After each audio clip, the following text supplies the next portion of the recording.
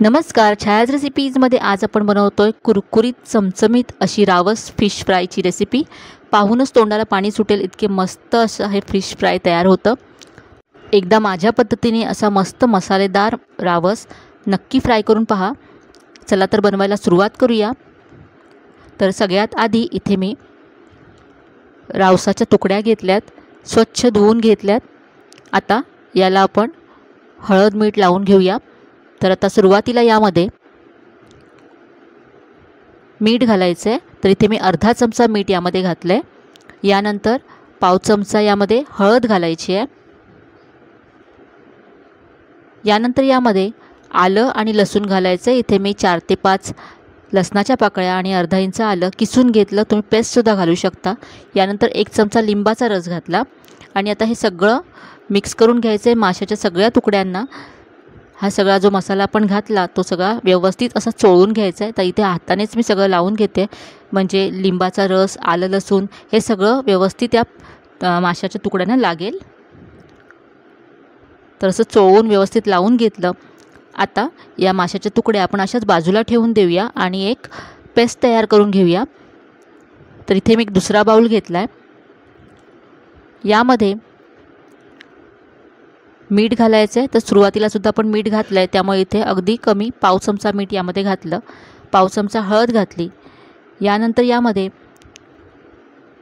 पाव चमचा गरम मसाला घालायचा आहे। यानंतर अर्धा चमचा धने जिरे पूड घालायची आहे। 1 चमचा इथे मी लाल तिखट घालते। तर हे घरगुती लाल तिखट आहे।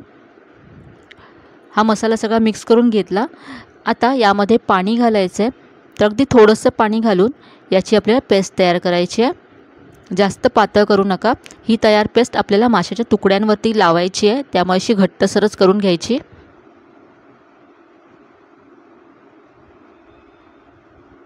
आता हा मसाला तयार आहे। आता या ज्या आपल्या माशाच्या तुकड्या आहेत तर त्याच्यावरती हा मसाला लावून घ्यायचा आहे। तर हाताने व्यवस्थित असं एक एक पीस असं मसाल्याने मी असं कोट करून घेते।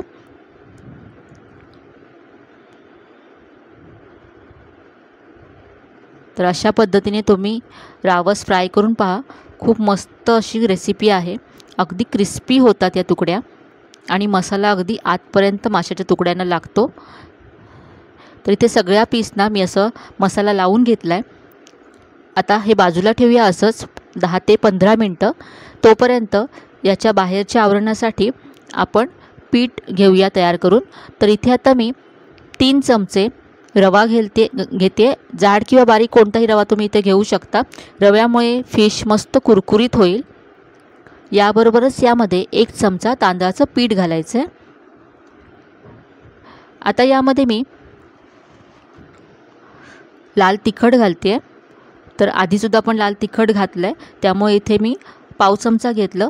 तुम्हाला जास्त तिखट नको असेल तुम्ही इथे काश्मीरी लाल मिरची पावडर घातली तरी चालेल, त्यामुळे रंग छान येईल आपल्या फिशला बाहेरून। यानंतर इथे पाव चमचा मीठ घातलं। फक्त बाहेरच्या आवरणापुरतंच मीठ घालायचं आहे, कारण आपण आधी फिशला सुद्धा लावलं होतं। यानंतर यामध्ये मी पाव चमचा हळद घातली आणि आता हे मिक्स करून घेऊया।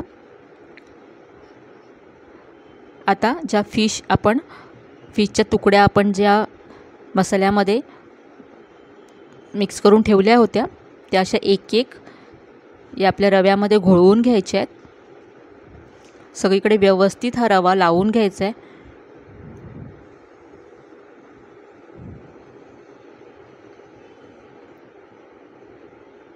अगदी मसालेदार असा हा फिश फ्राय तयार होतो। तसं सगळ्या तुकड्या मी अशा या पिठामध्ये घोळवून घेतल्या। आता आपण फ्राय करून घेऊया। तर इथे मी पॅन गरम करत ठेवला आहे। यामध्ये 2 ते 3 चमचे तेल घातले। आता यावरती या तुकड्या घालायच्या आहेत।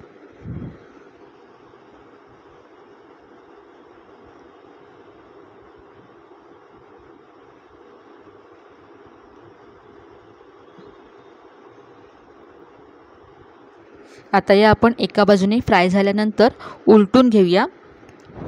गॅसची फ्लेम मीडियम ठेवायची आहे आणि दोन्ही बाजूने छान अशा मस्त रंग येईपर्यंत आणि कुरकुरीत होईपर्यंत या आपल्याला फ्राय करून घ्यायचे आहेत।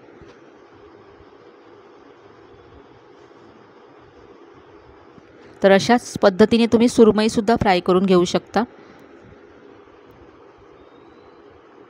आता मी दुसऱ्या बाजूने सुद्धा या तुकड्या फ्राय करून घेतल्यात।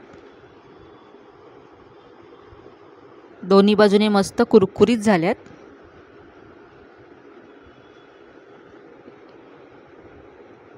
आता आपण या काढून घेऊया।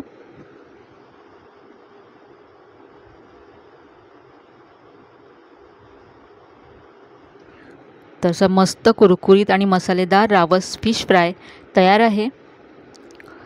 एकदा तुम्ही या पद्धतीने नक्की करून पहा।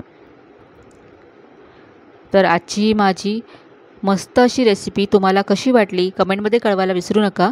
रेसिपी जर आवडली असेल तर व्हिडिओला जास्तीत जास्त लाईक करा, शेअर करा। चॅनलवर नवीन असाल तर चॅनलला सबस्क्राईब करायला विसरू नका।